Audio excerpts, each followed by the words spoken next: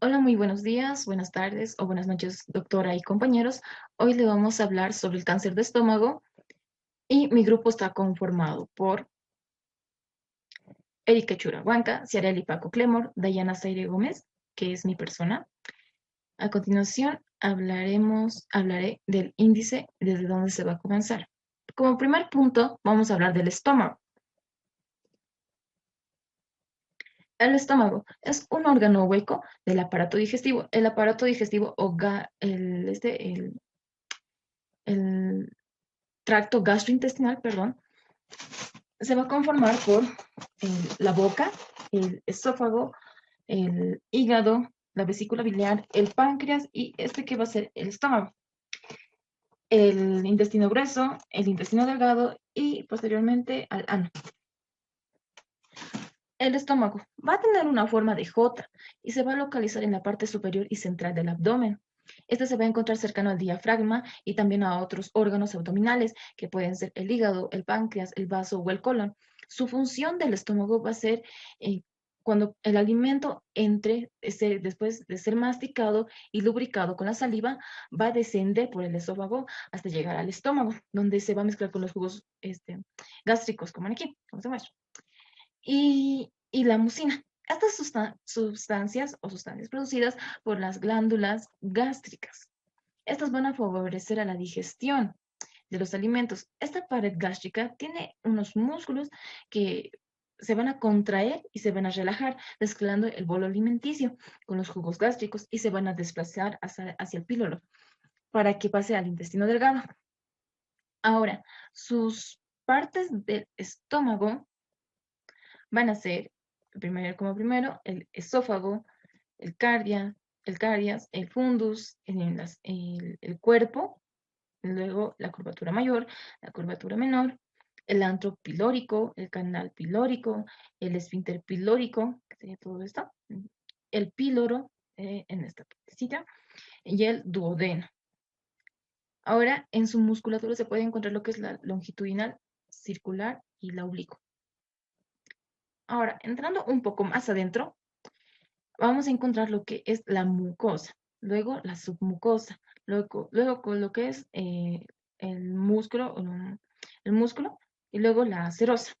Ahora, entrando más adentro, sería que vamos a encontrar las glándulas, la mucosa, la submucosa, la serosa, como ya les había mencionado.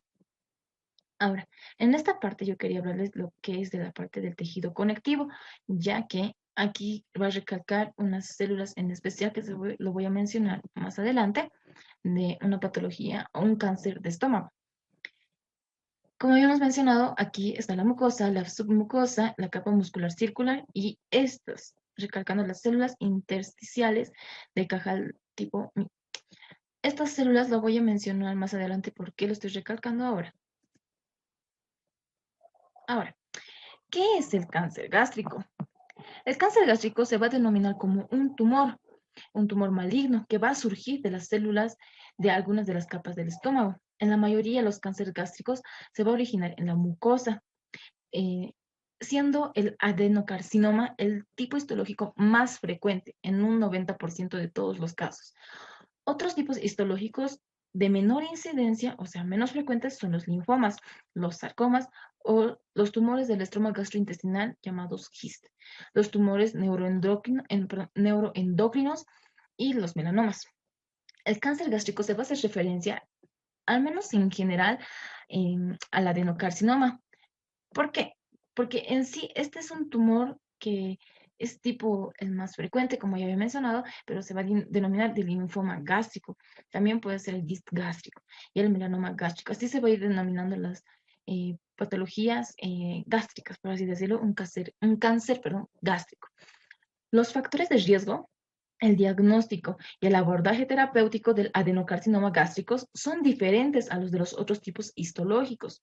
La infección por el Helicobacter pylori lo van a comentar un poco más mis compañeras, ellas lo van a hablar, pero yo les voy a recalcar un poquito más de estas. Una pequeña introducción es que esta es una infección bacteriana que va a provocar la inflamación del estómago, que va a provocar lo que es la gastritis, una úlcera gastroduodenal y ciertos tipos de cáncer de estómago. En la mayoría de las personas no se dan cuenta cuando tienen esta infección de Helicobacter pylori porque nunca se van a enfermar por ella.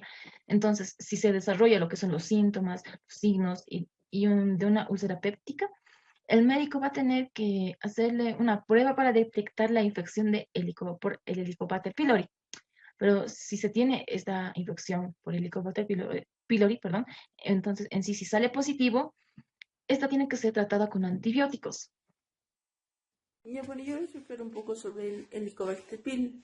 Bueno, el Helicobacter pylori es una bacteria de bacilo gram negativo. Mayormente, esta bacteria puede afectar con un 50% en la población mundial, ya que es un problema estomacal en los seres humanos, ya que ahí lo podemos encontrar, como van a poder observar aquí. Bueno, ¿qué puede afectar? O sea, ¿qué causas puede tener Helicobacter pylori? Bueno, puede causar problemas de gastritis, puede causar también úlceras gástricas, también puede causar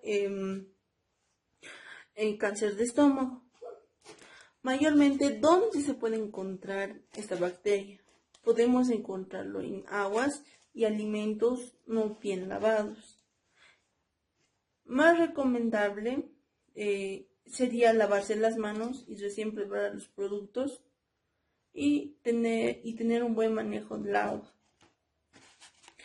Mayormente ¿en dónde podemos encontrar, en qué parte del estómago podemos encontrar esta bacteria? Bueno, podemos encontrarlo mayormente en la capa mucosa del revestimiento gástrico. Aquí podemos observar que hicieron un examen del Helicobacter pylori. En esta parte se le encontró. Bueno, ¿mediante qué nos podemos contagiar? Bueno, este Helicobacter pylori nos podemos contagiar mediante las heces, la saliva y algunas veces por la placa dental, ya que es muy peligroso y puede afectar mayormente a personas adultas y también a niños y también a jóvenes.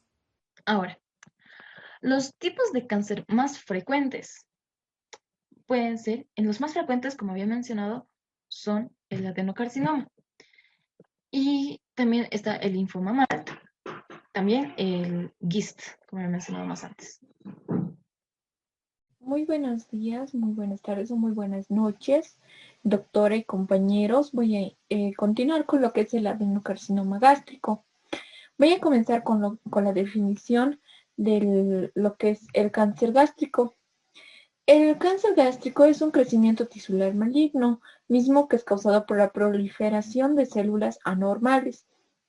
Estas mismas no tienen control en cuanto a su crecimiento y su proliferación. Estas tienen capacidad de invadir a los órganos vecinos y hacer metástasis. Tenemos que diferenciar bien lo que es carcinoma y adenocarcinoma. El carcinoma es el tumor más frecuente en el estómago, pero el adenocarcinoma es un tumor maligno que afecta principalmente a las glándulas secretoras de la pared gástrica. También tenemos que diferenciar lo que es tumor gástrico con cáncer gástrico. El tumor gástrico es cualquier masa que se encuentre en la pared del estómago. Esta puede ser benigna o maligna. En cambio, el cáncer gástrico ya es cualquier tipo de tumor, pero que es maligno en el estómago. Es más frecuente en los cánceres lo que es el adenocarcinoma gástrico. En una comparación de un 100%, el 95% es adenocarcinoma gástrico y el 5% es otros tipos. Por ejemplo, los linfomas, los tumores carcinoides, etc. Dentro de lo que son las causas, en cualquier tipo de cáncer no existe una causa fija, pero sí se tienen los factores de riesgo. En este caso, existen factores de riesgos genéticos, ambientales, premalignos e infecciones. En los factores genéticos, se estima que en el grupo sanguíneo de tipo A tienen fenotipos asociados a lo que son los carcinomas gástricos. El Helicobacter pylori es muy importante el resaltamiento. En cuanto a los factores ambientales, tenemos lo que son la alimentación. Por ejemplo, los pescados secos y salados, los alimentos condimentados, las carnes rojas, la ingestión de alcohol, tabaco masticado, radiaciones, el exceso consumo de sal, son los que se podría resaltar en lo que son los factores ambientales. Por ejemplo, cuando una persona tiene bajos estatus económicos, la alimentación de la persona es de baja calidad. Entonces, la ingesta de frutas y verduras disminuye. Eh, También podríamos mencionar lo que son los factores premalignos. En estos, por ejemplo, la gastritis atrófica, la metaplasia intestinal, una anemia perniciosa que podría desarrollarse con anterioridad. Y en infecciosas tenemos lo que es el Helicobacter pylori. Como ya había mencionado, el Helicobacter pylori es uno de los agentes que podría después desarrollar lo que es un cáncer, pero cabe resaltar que en un 100% de los pacientes que han padecido Helicobacter pylori, solo el 1% ha desarrollado cáncer gástrico. No, siendo así que el Helicobacter pylori sí está asociado, pero no quiere decir que todas las personas van a desarrollar lo que es el cáncer gástrico. En relación a las personas que han desarrollado cáncer gástrico, en un 90% han desarrollado con anterioridad el Helicobacter pylori. También tenemos lo que es la clínica. ¿Qué síntomas presentan los pacientes que padecen un adenocarcinoma gástrico?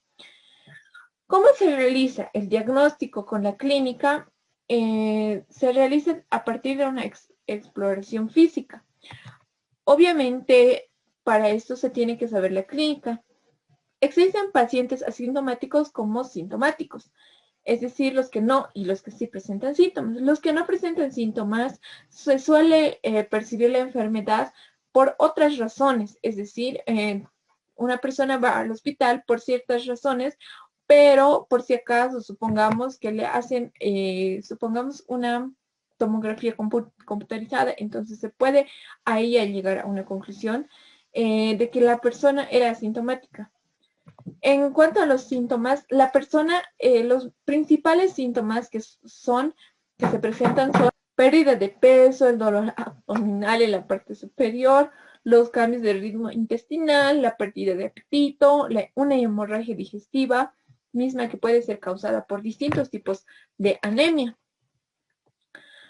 Los principales signos son, como se puede observar acá, un dolor en el abdomen.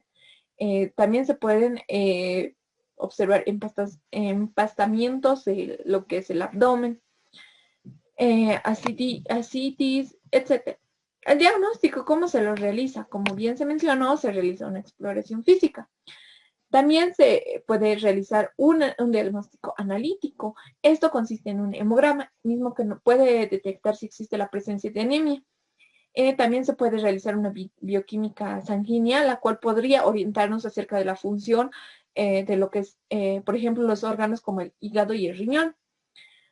Una endoscopía digestiva alta. Esto nos permite, y es de mucha facilidad, ya que nos permite observar lo que es el interior del estómago, o bueno, del tracto digestivo alto, es decir, el esófago y el estómago. Este consiste en un aparato que tiene una pinza en su extremo interno, es decir, este nos ayuda a tomar las biopsias, mismas que son tomadas desde esta región, ya que podríamos tener casos sospechosos. Y también se podría combinar lo que es una endoscopía alta con una ecoendoscopía, es decir, con una ecografía. Vamos a observar acá, por ejemplo, es una endoscopía de lo que es la mucosa gástrica normal. Acá podemos observar también en una placa histológica lo que es nuestra mucosa gástrica, la cual podemos observar acá las fosetas gástricas, nuestro epitelio, la lámina propia, las glándulas tubulares, la muscular de la mucosa, etc. La localización, o bueno, los adenocarcinomas gástricos son desarrollados con mayor frecuencia en lo que es el antro y el píloro. En un 60% son desarrollados en esta área. En la parte del cuerpo solo se desarrollan un 30% de los adenocarcinomas y en el cardias solo un 5%. Podemos observar lo que es la secuencia de la cardiogénesis gástrica, la cual va comenzando de lo que es un estadio normal, es decir, en funciones normales, y por cualquier tipo de estrés o presión se produce una gastritis aguda, la cual en caso de no ser bien tratada pasa a lo que es ser una gastritis crónica. En la calle se puede observar, miren cómo es que nuestra placa histológica en condiciones normales se va comparando con la siguiente, donde ya existe una gastritis. ¿Cómo se puede ver una gastritis aguda? Ya existe una irritación en lo que es en las paredes que dan a la luz del tracto digestivo, una irritación. Esto debido, por ejemplo, al Helicobacter pylori. Posterior a eso se produce lo que es una gastritis crónica. En la calle se pueden observar cambios. Podemos observar acá de color blanco los cambios que podemos mencionar. En acá, por ejemplo, en una gastropatía crónica, se puede ver cómo es que ya existe un cambio de agudo donde solo existía una irritación, pasa a lo que son ya la formación de pequeñas úlceras. Posterior a eso se produce lo que es una atrofia gástrica. ¿Qué es una atrofia? Es decir, que ya van cambiando poco a poco las células para posteriormente producirse una metaplasia intestinal, que pasa a ser una displasia y finalmente un cáncer. ¿Qué es lo que sucede? Por ejemplo, en la gastritis y la metaplasia intestinal, la gastritis crónica atrófica y la metaplasia intestinal, habitualmente estas proceden y acompañan al adenocarcinoma intestinal, sobre todo en zonas de alta incidencia.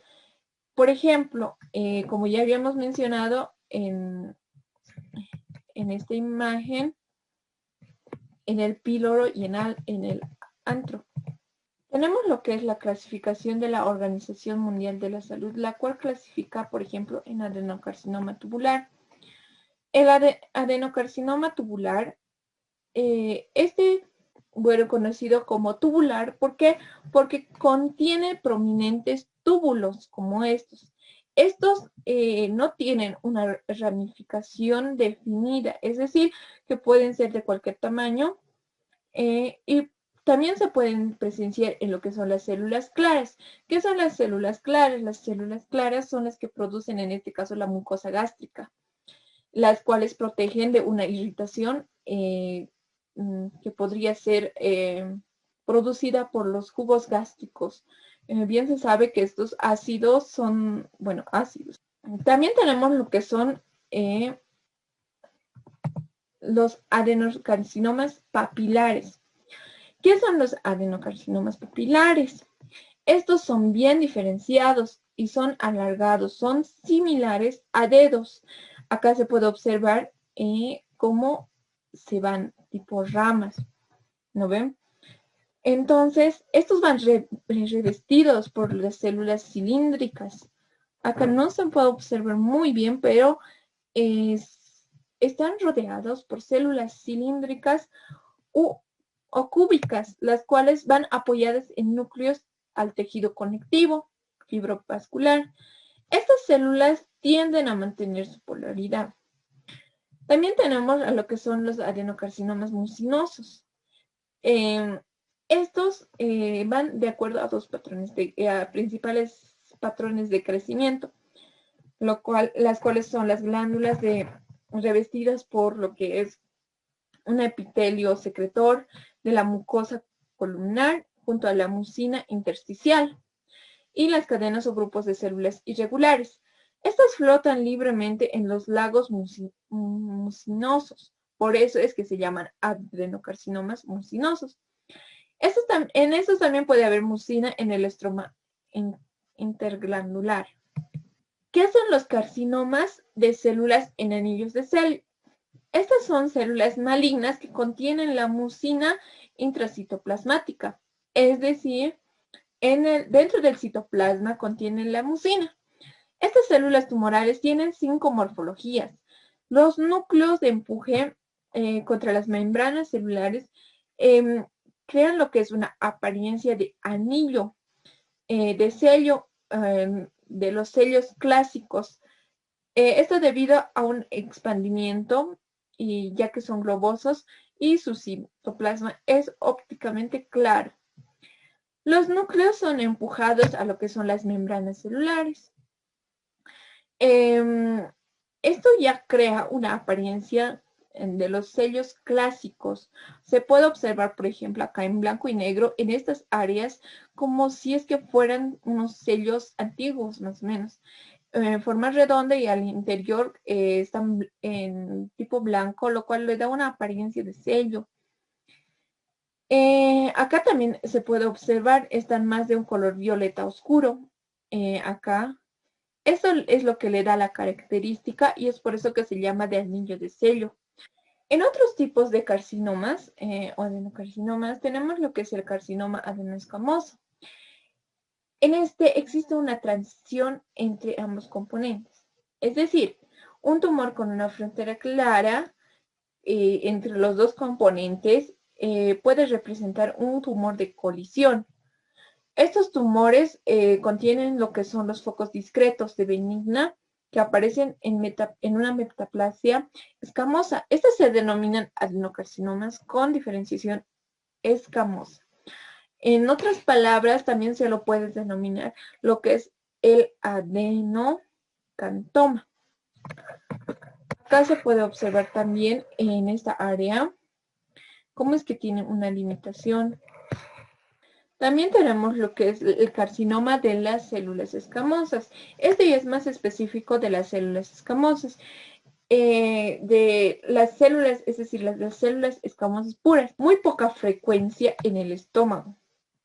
Estas se asemejan a los carcinomas de las células escamosas que surgen en otras partes del cuerpo. Acá tenemos lo que es la clasificación por estadiaje, es decir, por macroscopía. Podemos evidenciar en imágenes que cuando se tiene lo que es,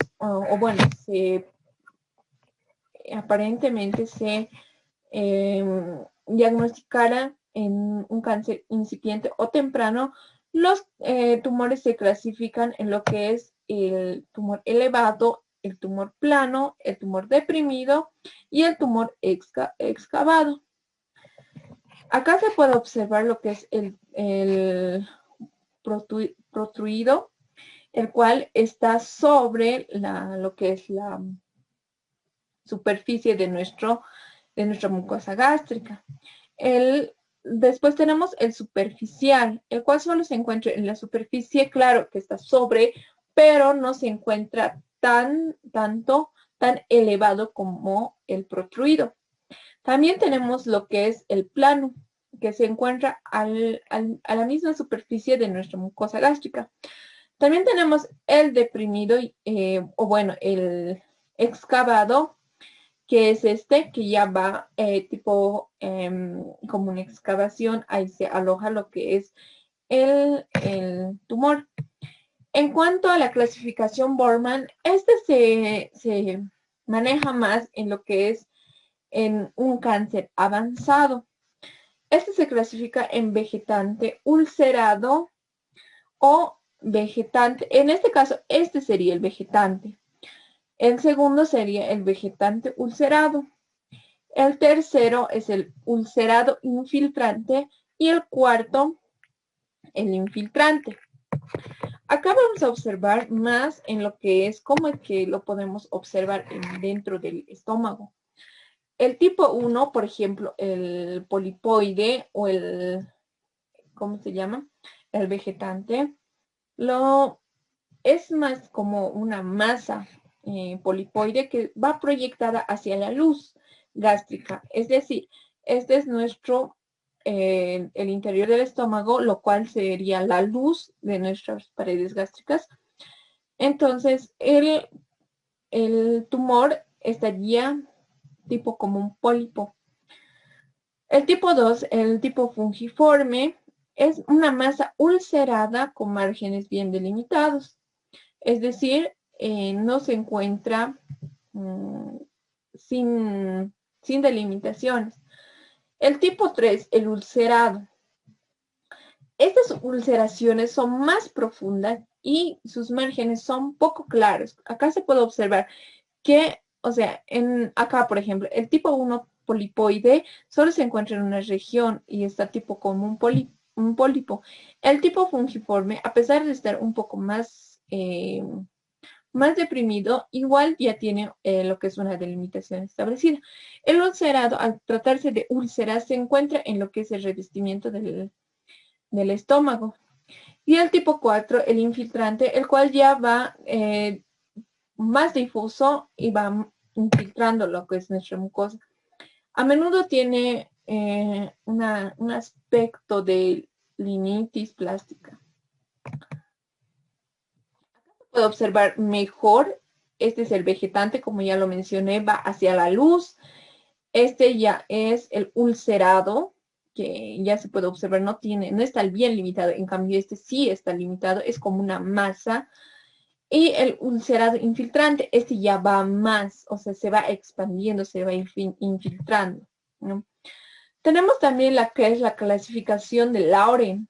El Lauren clasifica microscópicamente en dos tipos de cáncer, lo que es el intestinal y el difuso. Muy bien, en el cáncer, lo que es adenocarcinoma intestinal, el predominio del epitelio glandular es más compuesto por células cilíndricas. Estas son las células cilíndricas intestinales con bordes en cepillo y las células calciformes. Estas células poseen características de malignidad y se disponen ordenadamente. Los citoplasmas, acá se puede observar lo que son los citoplasmas, son amplios y los núcleos son basales. Aquí se puede observar el núcleo, acá también. El citoplasma claramente es amplio. En lo que sería ¿en dónde se presentaría? Estos se presentan en los tumores polipoides.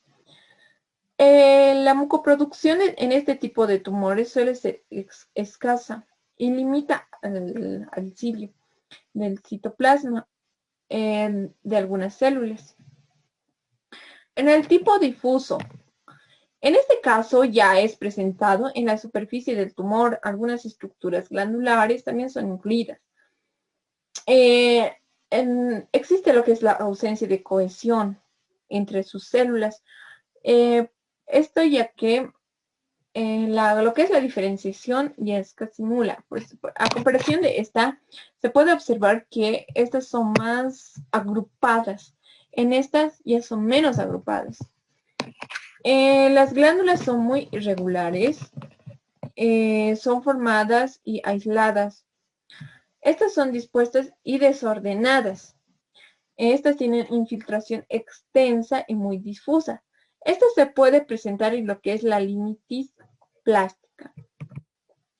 Tenemos la clasificación TNM, la cual es una clasificación por estadiaje.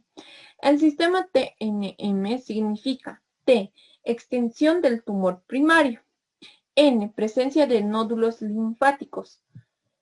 La M es la presencia o ausencia de metástasis a órganos distantes. En lo que es el tumor primario existe lo que es el TX, el cual es el tumor primario, no puede ser investigado. El T0, no hay evidencias del tumor primario.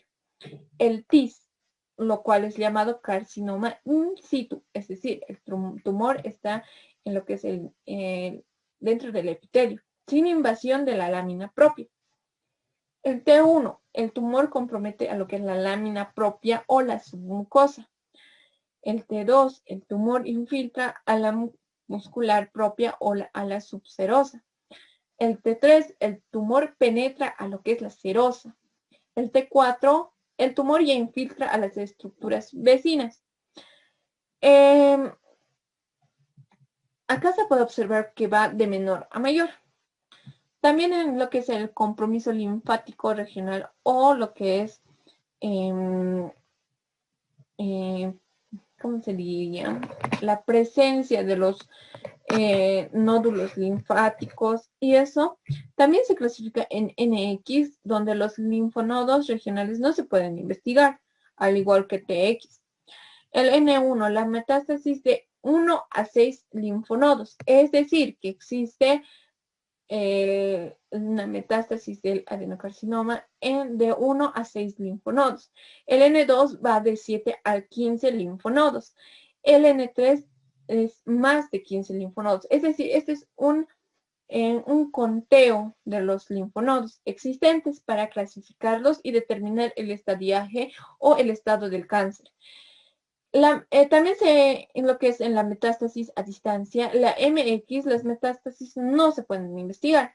La M0 no hay metástasis a distancia y la M1 existe metástasis a distancia. Acá podemos observar lo que es el estadiaje. El estadio 0 muestra lo que es el cáncer in situ o lo que es el N0, lo que es no existe compromiso en los nódulos linfáticos. En el M0 no existe metástasis. En el estadio IA existe lo que es un carcinoma o adenocarcinoma en lo que es la mucosa y la submucosa. No existe compromiso de algún nódulo linfático y no existe metástasis. En el estadio 1 y B, al igual que en el estadio IA, existe lo que es el carcinoma en la mucosa y en la submucosa. Pero a diferencia de este, ya existe el compromiso de nódulos linfáticos, en este caso de 1 a 6 nódulos, como se pudo observar en el anterior. Acá recordemos que N1 es la metástasis en 1 a 6 linfonodos o en nódulos linfáticos. Al igual que también se clasifica lo que es el T2, es decir, el carcinoma que se va extendiendo de la mucosa muscular propia a la subserosa. Acá también recordamos cómo el tumor ya se va infiltrando a lo que es la mucosa propia y a la subserosa. Pero no existe compromiso de los nódulos linfáticos y tampoco existe metástasis. El estadio 2. Este ya es, como se diría, el tumor se encuentra en lo que es en la mucosa y la submucosa, es decir, las partes más externas de lo que es nuestra pared gástrica. ¿Ve? Entonces, en este ya existe lo que es el estadio N2, es decir, que existe el compromiso o la metástasis de 7 a, si no me equivoco, 15 linfonodos o nódulos linfáticos, no existe metástasis. Y así va hasta lo que es el estadio 3A, por ejemplo. El tumor ya se encuentra en lo que es la muscular propia y la subserosa. Existe compromiso de los nudos linfáticos de 7 a 15, no existe metástasis. La metástasis ya se puede presenciar en lo que es el estadio 4. En este estadio 4 ya mayormente el cáncer ya es un cáncer, ¿cómo se diría? Un cáncer avanzado, extremadamente avanzado. En este caso, lo que sucede, la metástasis podría realizarse, por ejemplo, a lo que es una metástasis hepática. También se podría hacer metástasis a otros a otros órganos. También podemos mencionar lo que es los tratamientos. ¿Qué tipos de tratamientos se tienen? Existen distintos. ¿Esto por qué? Porque al no tener una etiología clara de la enfermedad, tampoco existe un tratamiento claro. Es decir, esta enfermedad podría tratarse de forma, por ejemplo, paliativamente, dependiendo del paciente. ¿Por qué digo dependiente? ¿Por qué? Porque tenemos que tener en cuenta lo que es la edad, el estado general, la situación nutricional, si existen enfermedades. Por ejemplo, en las enfermedades podemos mencionar lo que son las cardiopatías, también más que todo la decisión propia del paciente. También tenemos que tomar en cuenta lo que son los factores dependientes del tumor. ¿Esto por qué? Porque de acuerdo al cómo se encuentre el tumor, nosotros podemos hacerlo el tratamiento. Por ejemplo, qué síntomas produce en el paciente, su localización, el estadio, la histología, etc. También tenemos que tomar en cuenta los factores dependientes del tratamiento. ¿Por qué? Supongamos que vamos a optar por la cirugía. Entonces tenemos que saber qué tipo de cirugía vamos a realizar. Si es que va a tener eficacia, si es que después se va a necesitar quimioterapia o radioterapia, tratamientos previos, tratamientos paliativos, etc. Los tipos principales de tratamiento del cáncer gástrico son la resección endoscópica de la mucosa, es decir, la cirugía, la quimioterapia de anticuerpos monoclonales, la radioterapia, aunque en algunos pacientes el tratamiento es más que todo sintomático, es decir, para mejorar la calidad de vida del paciente y controlar los síntomas. Podemos mencionar, por ejemplo, la resección endoscópica de la mucosa. Esa técnica consiste en extirpar el tumor mediante la gastroscopía y se reserva para cánceres iniciales de pequeño tamaño. Es decir, si lo encontramos, por ejemplo, también se están desarrollando otros tipos de técnicas para permitirnos el extirpamiento de los tumores un poco más grandes. Pero en este caso ya se usan lo que son más las cirugías. ¿En qué consisten las cirugías? Una intención, tienen dos intenciones. Intención curativa. Esto para eliminar todo el cáncer. Y la intención paliativa. Esto solo para mejorar los síntomas. Esto cuando ya, por ejemplo, el tumor ya es muy grande, por ejemplo, es un pólipo, ya obstruye lo que es. Por ejemplo, ya hemos dicho que se encuentra en lo que es más en el píloro. Entonces, ahí podría producir una obstrucción, lo cual causa dolor, aparte, causa diversos síntomas en el paciente. La gastrectomía es una técnica quirúrgica estándar la cual reseca el tumor primario en el estómago. Esta es total o subtotal. Esta tiene intención curativa, no así paliativa, ya que se extirpan los ganglios linfáticos de las cadenas vecinas. Esta operación se llama linfadectomía y esta nos permite una resección ganglionar. Esta linfadectomía se clasifica en D0, D1 o D2. En este caso es necesario realizar además la extirpación del páncreas, porque en algunos casos suele estar asociado, es decir, suele estar comprometido el páncreas, también el vaso o parte del hígado, o otras estructuras para resecar completamente el tumor, es decir, que ya no vuelva a despertar y ya no haga más metástasis.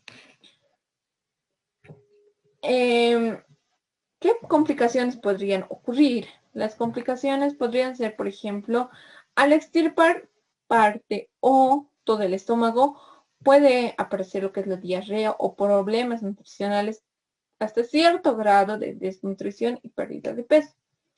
El síndrome de dumping, que se presenta en un 20 a 40% de las personas que han sido sometidos a la cirugía gástrica. Esto se debe al paso rápido de los alimentos al intestino, ya que al no tener el estómago completo, esto ya pasa muy rápidamente, y lo que produce dos tipos de dumping, el precoz y el tardío. Es decir, el precoz ocurre de los 15 a 30 minutos después de haber comido. Es decir, por ejemplo, estás consumiendo los alimentos y de repente ya sientes pesadez en la zona del estómago. Ya sientes dolor abdominal, calambres, diarreas, náuseas y sudoración. Y el dumping tardío, el cual ocurre 2 a 3 horas después de haber comido. Esto ya te produce más náuseas, sudoración, ansiedad, temblor e hipoglucemia, es decir, la bajada del azúcar en la sangre y debilidad.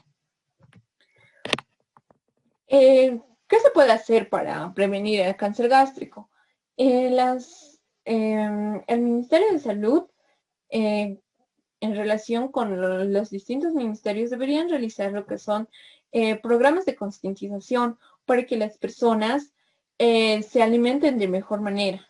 Aparte, tengan cuidado en lo que son los factores genéticos. Por ejemplo, si una persona ha desarrollado en su familia un tipo de cáncer gástrico o cualquier tipo de cáncer, hacerse un chequeo por lo menos anual, un chequeo general, el cual nos permitiría un diagnóstico temprano, es decir, un diagnóstico precoz, el mismo que no estaría derivando en lo que es estadios más avanzados del cáncer. También debemos cuidar muy bien lo que es la alimentación y el control de la sal. También lo que es las infecciones por el Helicobacter pylori. Como ya bien se sabe, este es un factor que está asociado. Por lo tanto, se tiene que tener mucho cuidado en el tratamiento de este para su erradicación con antibióticos. Muchas gracias. Bueno, ahora les vamos a explicar un poco sobre el tipo de cáncer, que sería el linfoma de MAT. Bueno, el linfoma de MAT es un tejido linfoide que es asociado con las mucosas, es decir, que es un tipo de cáncer que mayormente afecta en las células B. Bueno, no puede afectar a varios órganos, no solo al estómago. También podemos decir que está asociado con las mucosas del tracto gastrointestinal. Aquí también puede entrar que es la bacteria Helicobacter pylori. También podemos encontrar con un 3% que serían los linfoides y un 10% que serían las neoplasias gástricas. También podemos decir que el linfoma de MAT no afecta mucho a niños, mayormente puede afectar a personas adultas. Uno de sus síntomas del linfoma de MAT son la pérdida de peso, náuseas, vómitos. También podemos encontrar que se puede encontrar la anemia, también podemos encontrar fiebre y fatiga. Esos serían uno de los síntomas. En la epidemiología podemos decir que son linfomas o también son del grupo no Hodgkin. Mayormente también estos linfomas podemos encontrarlo en el pulmón, en la cabeza, en el cuello, en los anexos oculares, en las tiroides, en la piel, en la mama y en el resto del tracto gastrointestinal. Bueno, también podemos decir en clínica que puede desarrollarse del tracto gastrointestinal, es decir, que puede desarrollarse mayormente en el estómago. ¿Cómo mayormente podemos diagnosticar este problema, que sería ese tipo de cáncer? Mayormente puede ser como la encondoscopía o la gastroscopía. Aquí podemos observar, no sé si ven, aquí mayormente para poder detectar el cáncer, se le ingresa como un pequeño tubo con una pequeña cámara donde vamos a ir recorriendo y en la pantalla ellos van viendo cuál es la parte afectada del estómago. Mayormente el linfoma de MAT mayormente el linfoma de MAT más afecta a las personas que tienen la bacteria Helicobacter pylori, que sería con un 90%. Aquí podemos observar una muestra que lo hicieron mediante una endoscopía, y aquí nos muestra que tiene la bacteria Helicobacter pylori. Podemos decir que este es un tipo de cáncer muy peligroso, ya que tiene un alto ya que tiene un alto y bajo rango igual. También podemos decir que tiene un tratamiento, pero ese tratamiento, bueno, estos son fármacos de irradiación sobre el Helicobacter pylori. Bueno, entre una de ellas podemos encontrar al nasoprazol. El nasoprazol mayormente en el Helicobacter pylori lo utiliza como un inhibidor de bomba de protones.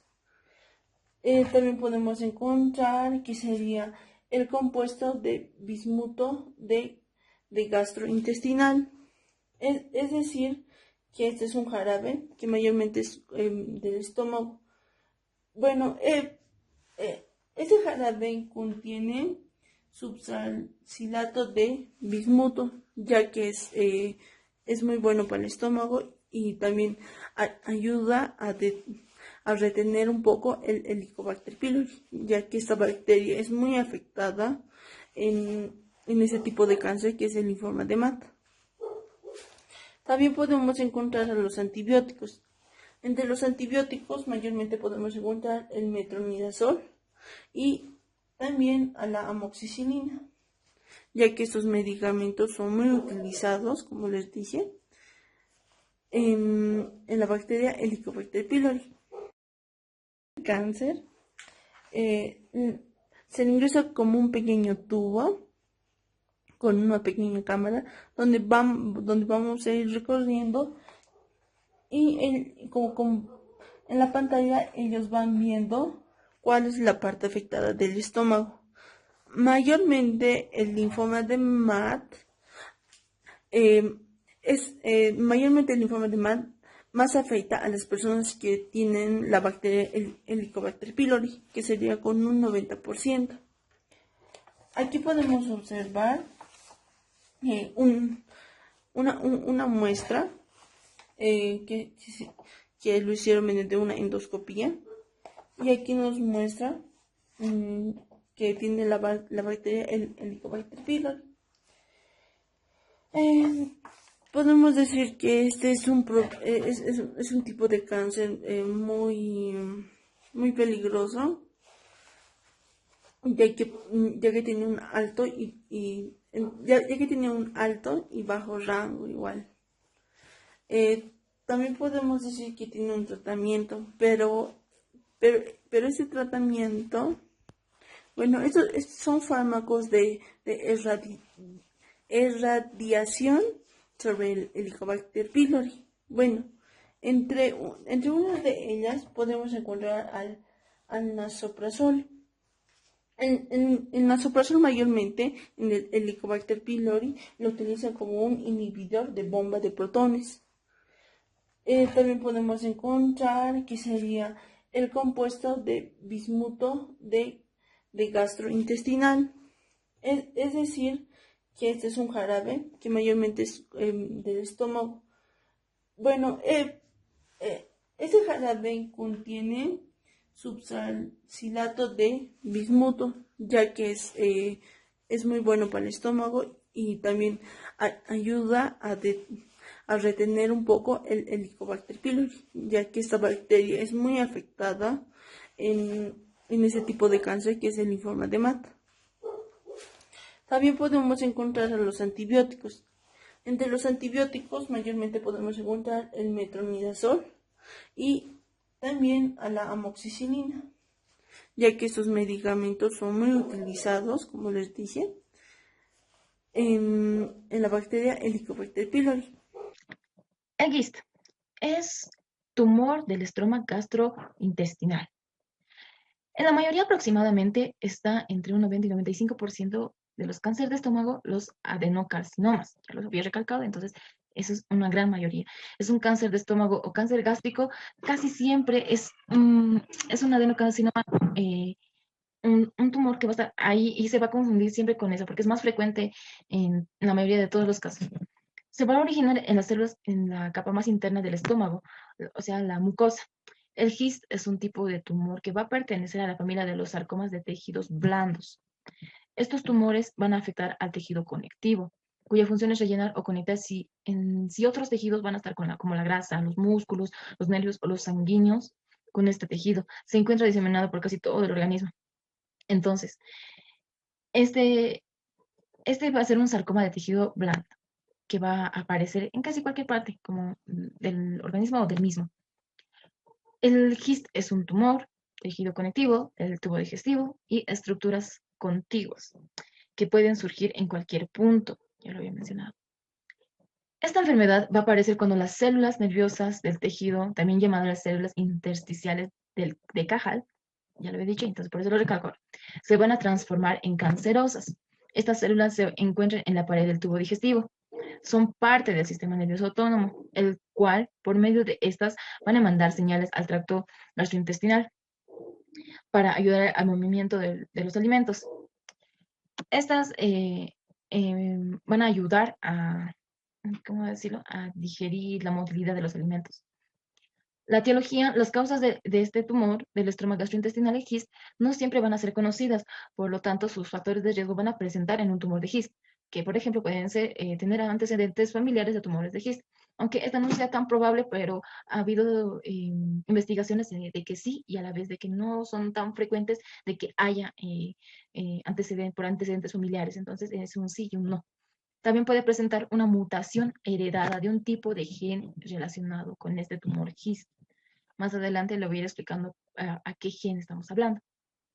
También se puede generar algún síndrome genético que va a ser poco frecuente, como el neurofibromatosis, el de tipo 1 y la triada de Carney. Los GIST van a poder presentarse con dificultad para tragar, va a ser muy dificultoso, entonces va a haber una hemorragia gastrointestinal o metástasis. La obstrucción intestinal es rara, ya que este crecimiento va a ser externo del tumor. En la imagen se puede ver así. O a menudo, les voy a mostrar una imagen, o en una imagen en 3D, como se puede ver también en el estómago. A menudo hay antecedentes de dolor o malestar abdominal, que va a ser un poco vago.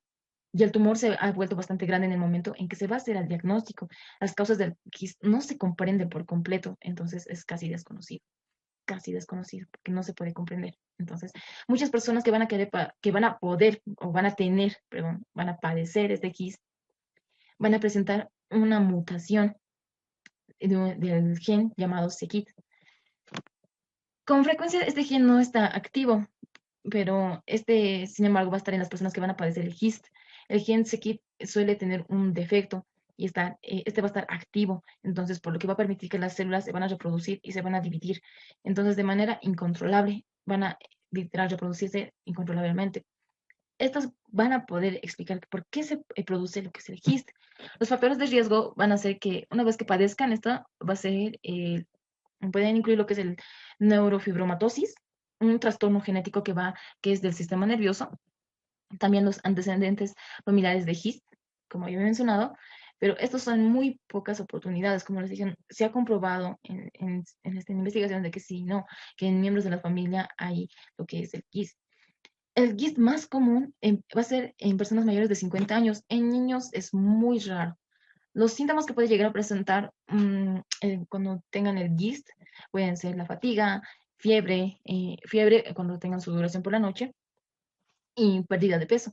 Entonces también pueden tener lo que es la sensación de saciedad, tras ingerir una pequeña, aunque una pequeña cantidad de alimento. También pueden tener lo que es un dolor abdominal y también pueden tener un bulto indoloro, lo que es en el abdomen. Pueden tener náuseas o vómitos, también pueden tener lo que es sangre en las heces o vómitos, ¿ya?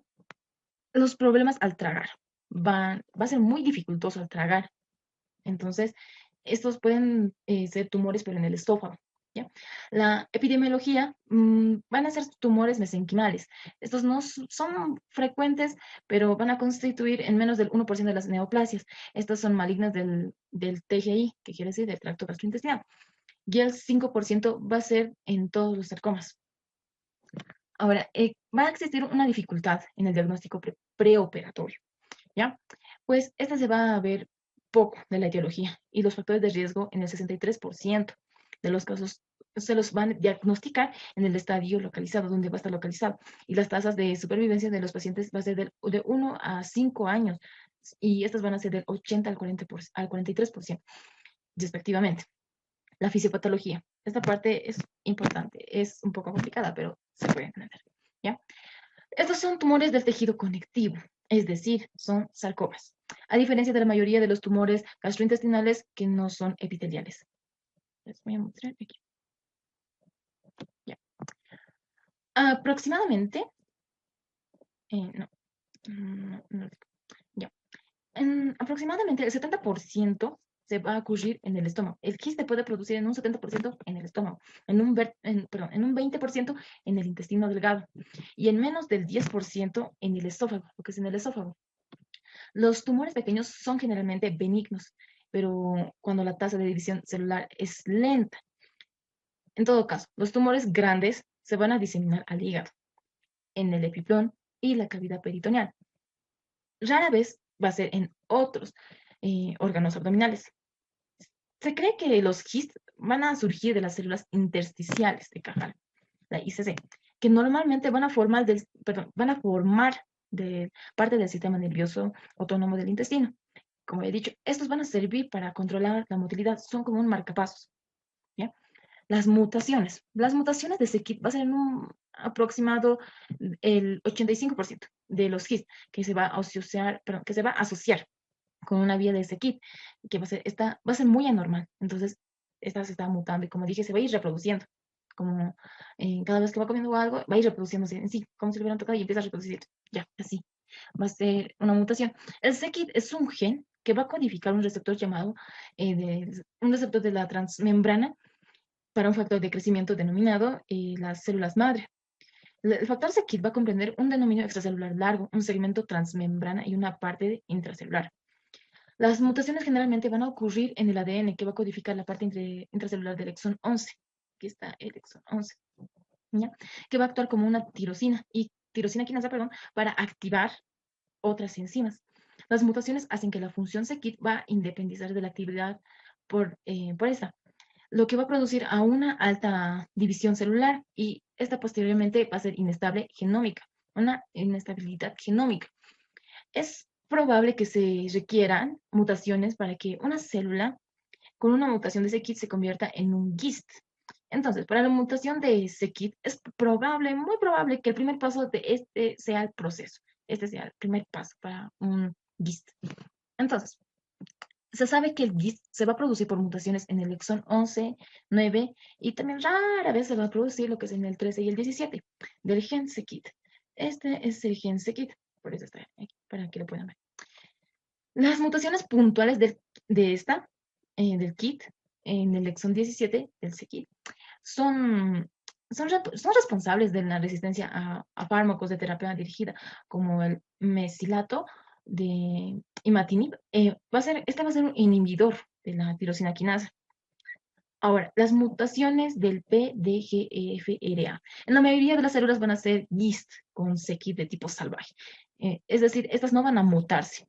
Tienen, en cambio, una mutación en otro gen, que es el PDGFR Esto quiere decir que es el receptor alfa de factor crecimiento derivado de plaquetas, que es una tirosina quinasa relacionada, y las mutaciones de c-KIT y PDGFR son mutaciones muy excluyentes. Ahora, los tumores de tejido salvaje van a ser un número menor de GIST, que va a parecer que estos no van a estar asociados con anomalías de ese kit, ni de PDGFR alfa. En un aproximado, los tumores del estómago gastrointestinal, el GIST, van a llevar una secuencia de tipo salvaje en todos los puntos calientes del KIT y del receptor alfa, y van a presentar un crecimiento derivado de plaquetas. Ahora, su histopatología se va a caracterizar por masas friables, que no van a estar encapsuladas. Tiene una localización submucosa intramural o subserosa, cuyo tamaño va a variar entre 2 y 30 centímetros. Entre 2, que es muy pequeño, 2 centímetros hasta unos 30 centímetros. Y usualmente estos tienen focos de necrosis que van a predisponerse a una ruptura fácil. Estos van a romperse en el momento de resección quirúrgica.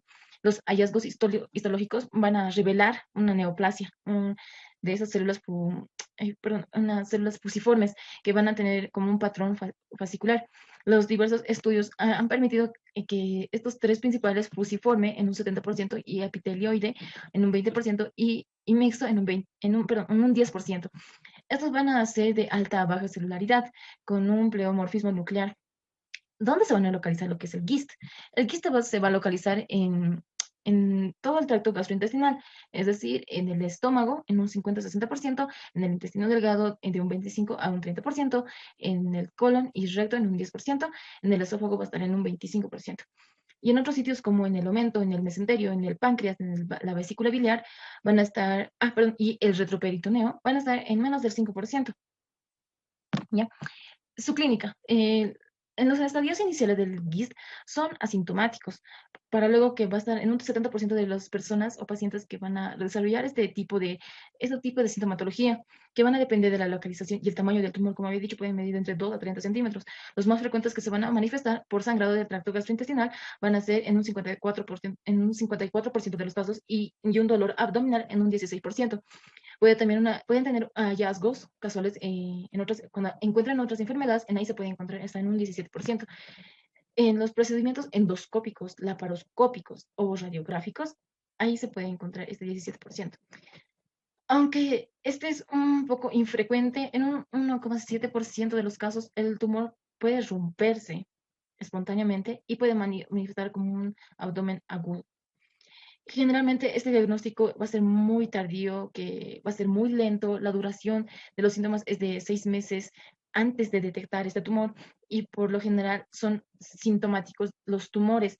Entonces, los mayores de 3 centímetros, estos van a ulcerar y van a necrosar y van a producir lo que es un dolor y sangrado. Los GIST de estómago se van a manifestar con disfagia, hematemesis, una pérdida de peso y dolor retroesternal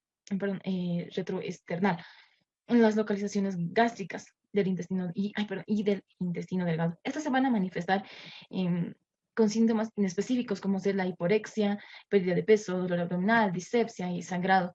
Los GIST